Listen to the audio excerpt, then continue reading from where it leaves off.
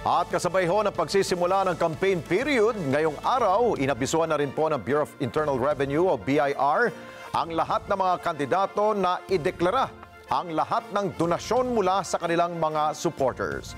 Pinasusumiti rin ng BIR ito po mga invoices na kanilang mga benefactors dahil kailangan din patawan ng buwis ang mga gastusin ng mga ito. Vin Pascua sa balita.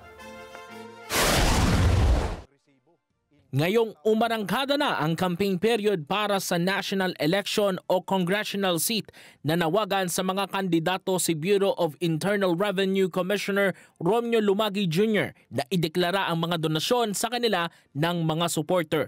Kabilang sa mga ito ay ang campaign paraphernalia gaya ng mga donasyong t-shirt, pamaypay at iba pa.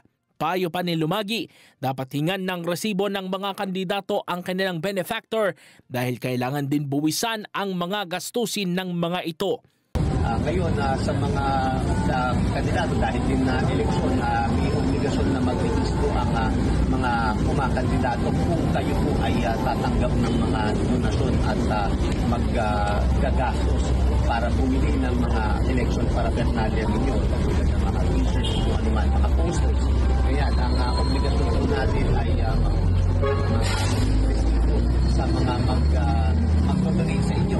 Sa usapin naman ng political ads, sinabi ni Lumagi na binubuwisan din ang mga ito, gayon din ang pagpapagawa ng campaign posters. At pangalawa rin ay mag-withdraw doon sa mga suppliers na gagamitin ninyo kapag halimbawa may bibilin kayo, babayad kayo ng mga posters ninyo, yung mga ads ay dapat nag-withdraw po tayo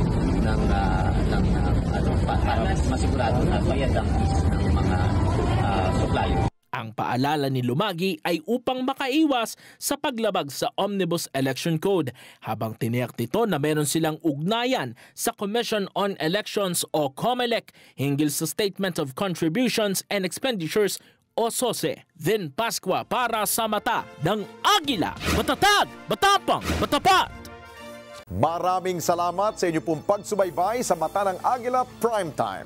Para malaman ang matatag, matapang at matapat na mga balita, i-follow lamang at mag-subscribe sa @Net25 TV.